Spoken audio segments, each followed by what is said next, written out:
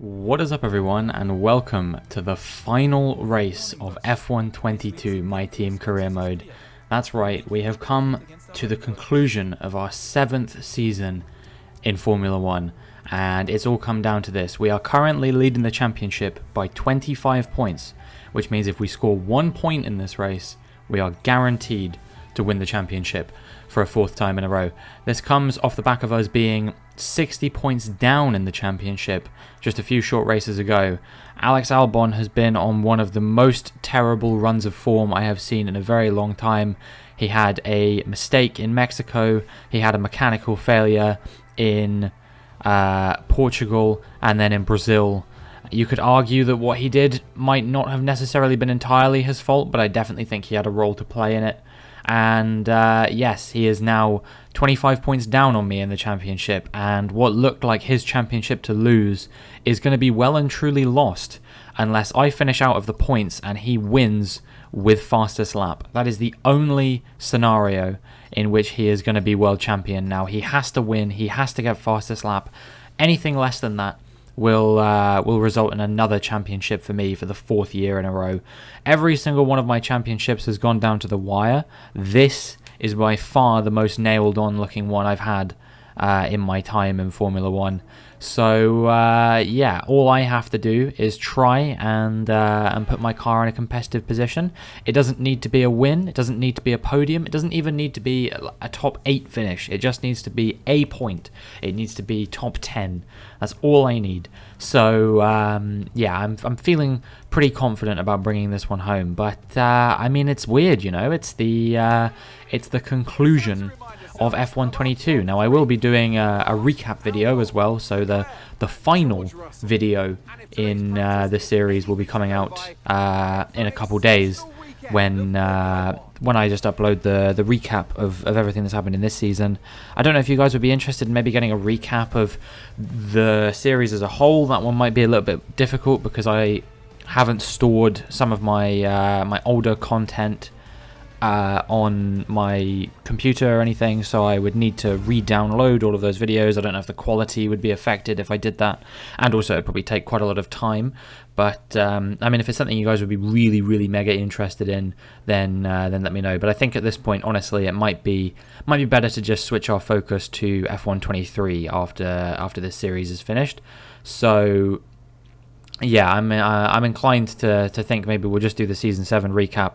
I'll do a little bit of a summary of everything that's happened in this series, and then we'll move from there. I think is probably the best course of action, and yeah, we'll see what we do. But before we do that, obviously we do have one more race before I completely turn my attention towards F1 23. There is another race at hand, and that is the Abu Dhabi Grand Prix.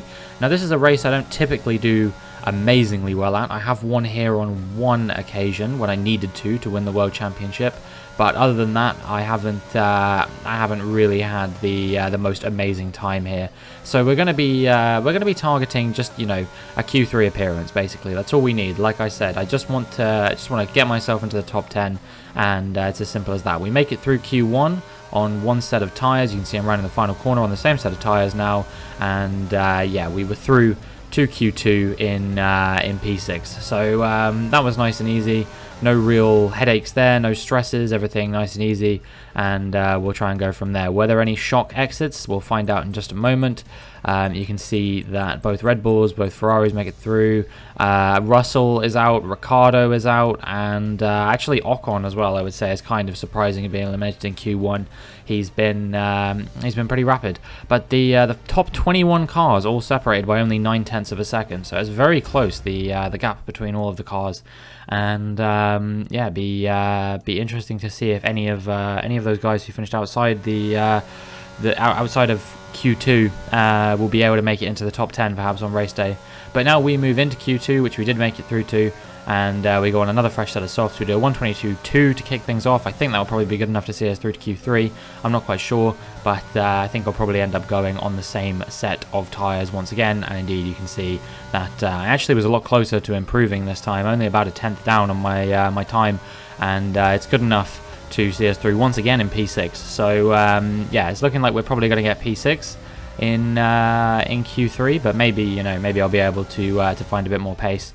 But even if I do get P6, you know, it's absolutely fine because that's all we need. Pierre Gasly out of the session, so that's perhaps the biggest surprise here. But maybe even more surprising is the fact that Zhou Guanyu actually made it through to Q3. You don't really see that very often, despite the fact that he's in the Mercedes. I would think that you know, it would be it would be a Q2 elimination at best for him. He just has not been particularly rapid in his 4 seasons with Mercedes that he's now been with them, if you can believe it.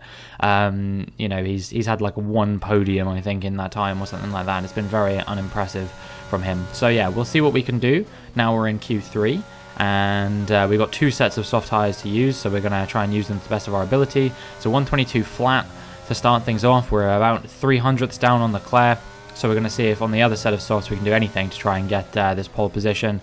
Zhou Guanyu proving me wrong once again as he makes his way into the top 3, and he will be staying there no matter what happens because I'm the only person left across the line. I'm 5/10ths up as we come through the final corners, so I'd wage to say that this is probably going to be a pole position. And yeah, as we come through the final corner, we don't lose too much time. Across the line, it's a 121.4, and that is good enough to take pole position in my final race of my career. So you can't be too disappointed with that. And yeah, I mean, I guess we'll just see if I can hold on to this to see out my career with a victory. Meanwhile, Alex Albon all the way down in P9, so he is going to have to hope I have a shocker and he can climb an absolute mountain come race day. That's about the only way that that he is going to be able to find his way into that World Championship spot. I think he has well and truly thrown this championship away, if I'm honest with you. And yeah, that is devastating news for him. But good news for me, because it means that we match the likes of Alan Prost, Sebastian Vettel, and a few others who went on to win a few more championships, like Fangio, Schumacher, Hamilton. You know, we join an elite club of only 5 other people who've ever won 4 F1 World Championships. And I mean, that is a pretty good feeling. But I mean, technically the job's not done yet. You know, I'm jumping the gun in saying that we've done that, but anything could happen yet. You know, Albon is a fast driver on his day, so there's every chance in the world he could make his way into the winning spot, and maybe with fastest lap as well. And maybe, you know, I get caught up in some kind of incident, fall my way down the order or something like that. You never know. I don't think it's going to happen, but I've been wrong about these kinds of things before. You know, we've had incidents on the first lap and stuff like that, which has put me way out of position. Like in Monza, you know, remember when I went into the back of Ricciardo in was it season 5? I want to say. And yeah, we didn't make our way out of 17th after that. This isn't the world's easiest track to overtake at. Quite easy to get stuck in a DRS train here. So yeah, let's not count our chickens before they've hatched. And let's try and see what we can do in the Abu Dhabi Grand Prix and try and come home a champion. So here we are, ready to go racing for one final time this year. Another season of victories, controversies and rivalries lies in our wake. And just one challenge remains, here in the United Arab Emirates, on a circuit that made its spectacular debut back in 2009.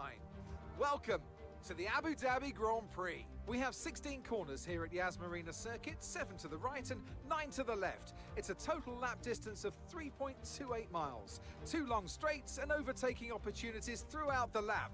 We expect average speeds of around 123 miles per hour. Before we begin, let's take a quick look at the grid lineup for today's race. Robinson lines up on pole position, with Charles Leclerc alongside. As we continue through the rest of the grid today, we have Joe, Verstappen, Mick Schumacher and Sainz, Norris, Albon, Fittipaldi and Kevin Magnussen, Drugovich, Gasly, Robert Schwartzman and Oscar Piastri, Stroll, Ocon, Yuki Tsunoda. They'll be starting further back after an earlier grid penalty, and Nicholas Latifi, Ricciardo, Lundgaard, Russell, they've taken a grid penalty, and Théo Pourchaire. It's almost time for those 5 red lights to go out then. Let's see who can prevail today. And so, for one final time this season, Anthony Davidson joins me in the commentary box. It's been another great year of racing, but let's not look back just yet. We've still got one more Grand Prix ahead of us. Some of these drivers don't know if they'll be in the sport next year or how competitive their car might be even if they are. So this is a race where every driver should be striving to make the most of it.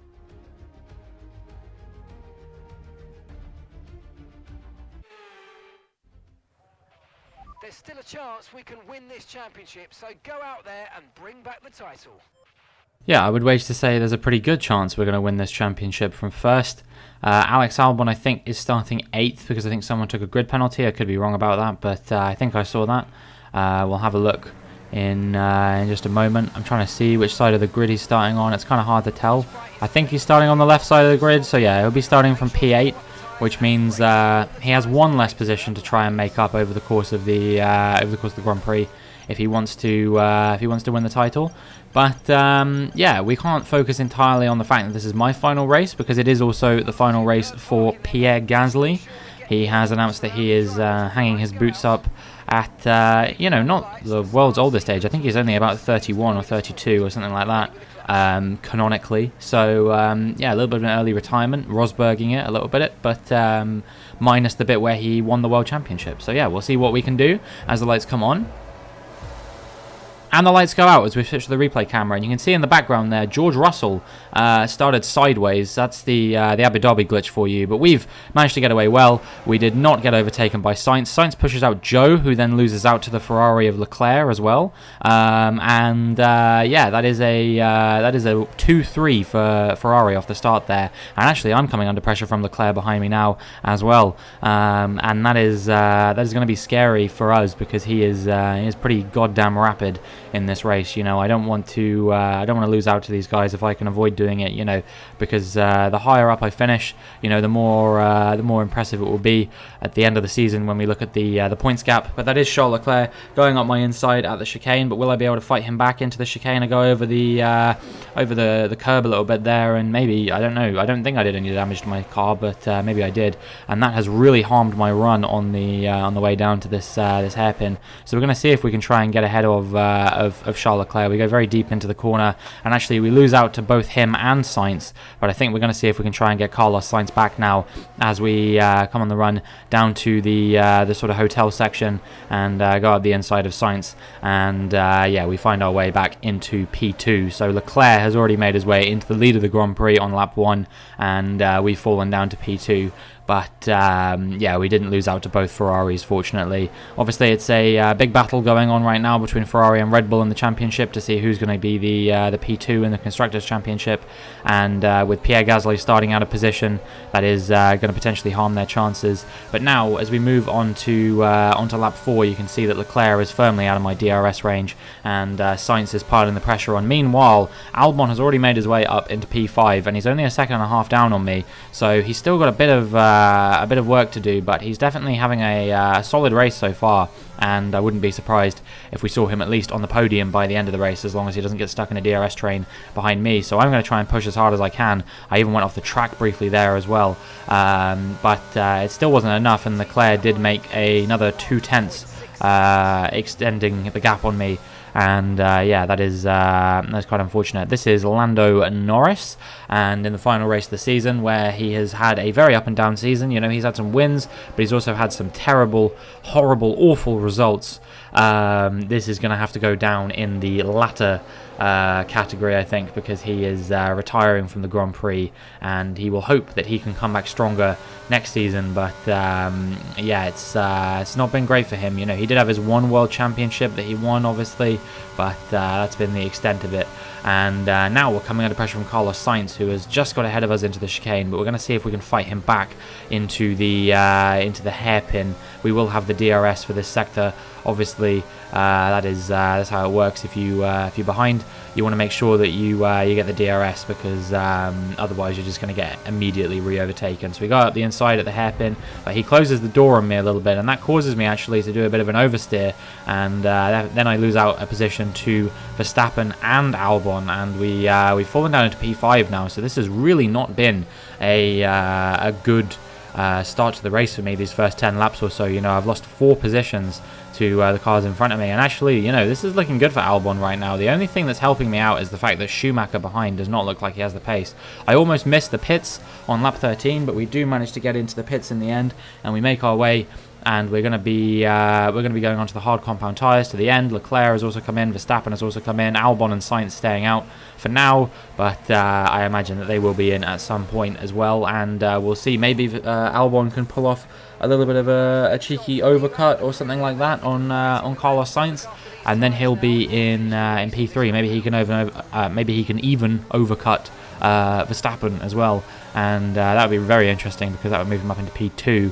And then he's only got to overtake Leclerc, and all of a sudden he has found himself in the position he needs to be in. But I mean, we'll see what he's capable of doing and whether that is the case. You can see that in the pit stops he has got ahead of Sainz, but he is not ahead of Verstappen or even remotely close. But we're going to see where we can come out. Actually, it looks like we might have undercut Sainz potentially here. He is ahead of us for the time being, but he's got to warm those tyres up, and this could potentially play beautifully into my hands if we can stick with him. Obviously, we've had a lap of warming up these tyres already, so we're going to be able to stick right with him. We've got the DRS. Obviously, he has the DRS to Albon as well, but I do think that we have a marginally higher amount of pace than Sainz has on this occasion, and we're going to go try and go around the outside of him at the chicane, and I think we've actually managed to pull off this move. We will have the DRS for the following corner, I think.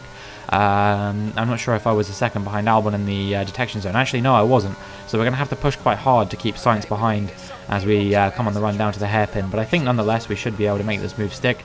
And yes, we've found our way back into P4. So yeah, a little bit of recovery, a little bit of damage limitation going on here. And now we're looking at Alex Albon, who you know, is continuing this fight back. But there is a yellow flag going on, and yeah, it is in fact for him, and that is going to make me the world champion before we've even crossed the line. Because now Albon out of the race, there is no way I can lose this championship. Nobody else can catch me, and Albon needed a win, and him being out of the race means that I have done it. So a little bit of an anticlimactic way to win the championship, but well, I mean, let's see if we can fight our way back to the front and maybe get a win to cement it at least. We've overtaken Leclerc, who's been struggling with some problems. Verstappen got ahead of him as well, and now the gap to Verstappen ahead is 2.5 seconds. So we're going to see if we can try and close this down and finish my career with a win here in Abu Dhabi. Obviously, we had 3 wins in a row before this one, but as we move on to lap 22, it's not looking particularly likely that this is going to happen, unfortunately. You can see that Verstappen has extended the gap out in front.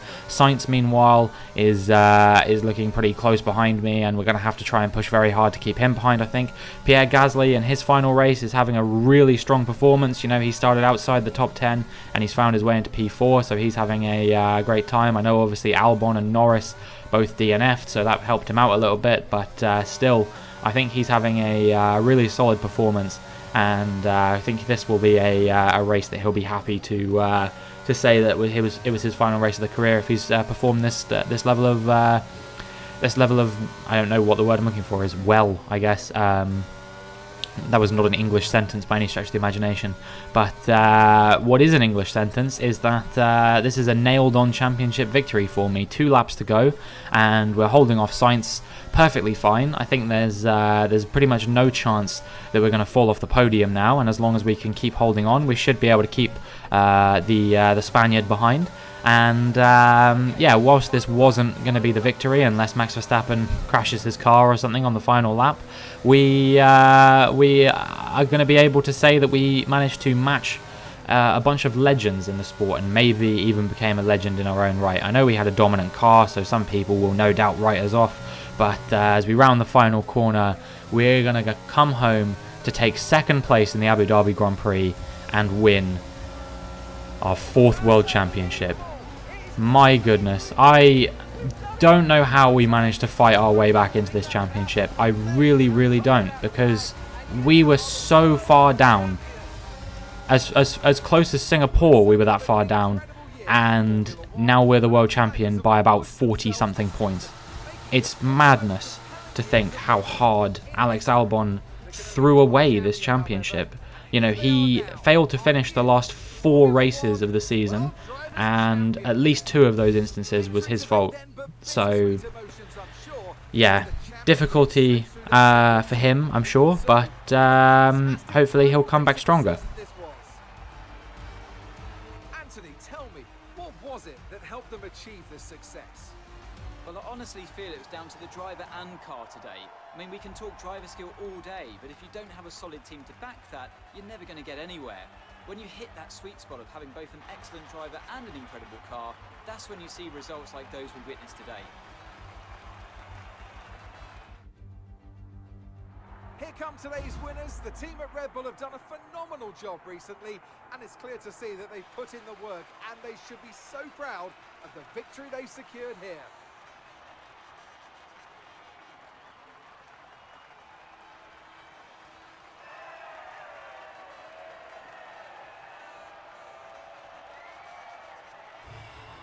So Max Verstappen wins the race, but obviously he kind of fell out of championship contention after a little while. Alex Albon failing to finish. Carlos Sainz didn't really look like a championship contender, but he definitely had a solid season all around. And yeah, that is a 4th world championship for me. Who was your driver of the day, Ant? Daniel Ricciardo certainly impressed me today. An incredible performance. Nothing can challenge the leaders in the Constructors' Championship at this point, but with that result, the sport's newest team can no longer be touched at the top of the table. What an incredible journey this has been for a team many had written off a short time ago.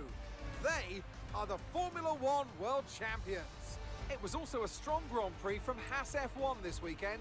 Fantastic work from the American team to move themselves further up the table.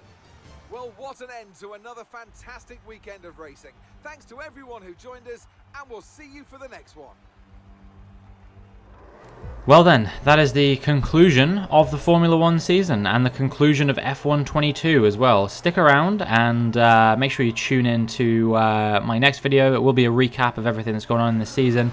Maybe I'll do a quick summation of the career mode as a whole. But I mean, I just want to say a massive thank you to everyone who has joined me on what has turned out to be an incredibly long journey. You know, to speak about myself just for a little bit, I did not expect that we would be in the position that we're in right now. You know, I started making these videos back in summer last year when I was kind of on a break between finishing uni and starting a new job and all that kind of thing, and I was just doing it for a little bit of fun. You know, I love playing these games. I've played the absolute crap out of some of the previous games, so I thought, you know, maybe I should try my hand at making a few videos, seeing if they turn out all right, seeing if they're interesting, that kind of thing. And the first season wasn't particularly fun because the game had a really bad glitch in it where it basically meant that I was being absolutely destroyed every single race. But once they fixed that, the single player career mode in this game I actually thought was pretty fun. I know the AI goes for some dodgy dive bombs every now and again, and it, you know, sometimes it can be a little bit frustrating, but generally I think it's really I don't know, one of the sort of most fun experiences I've had in a very long time. You know, when I think back to some of the amazing races that we've had, even as recently as this season, it really kind of it inspires me thinking about how many storylines this game was able to throw up and still be interesting. You know, this whole teammate battle storyline that has been going on this whole season. You know, none of what has been going on here is scripted or anything like that. You know, I know that there's a fair amount of accusations in the F1 community about people scripting results and stuff like that, and I always told myself, you know, I'd never be like that, even if it, you know, it's just like real Formula 1. Sometimes the outcome isn't necessarily what would be the most interesting thing from an entertainment perspective, and I was always keen on doing that kind of thing, but it just so happens that actually, ever since I've been in a championship fight, you know, things have worked themselves out to be quite entertaining, I guess, and the storylines have kind of written themselves a little bit. So I don't know if that's the game's influence at play or what's going on there, but it's kind of incredible. And it's also incredible to think that there's some of you who have joined me for the entirety of a 160 video long series. You know, I wake up every morning and I record these, and you know, sometimes it's not easy, and you ask yourself, why am I still doing this, that kind of thing. And then I remind myself, that there is a group of, a good few hundred people who actually are interested in these videos and keen to see what happens next. And yeah, you guys are the reason why I keep going on these, and you're also the reason why I'll be continuing to keep going on F123, so I am incredibly gassed up for that. Make sure you catch the recap video, which will be coming out in a couple of days time, but that is going to be it for this video. If you enjoyed, then make sure you like and subscribe, and hopefully I will see you in the next one.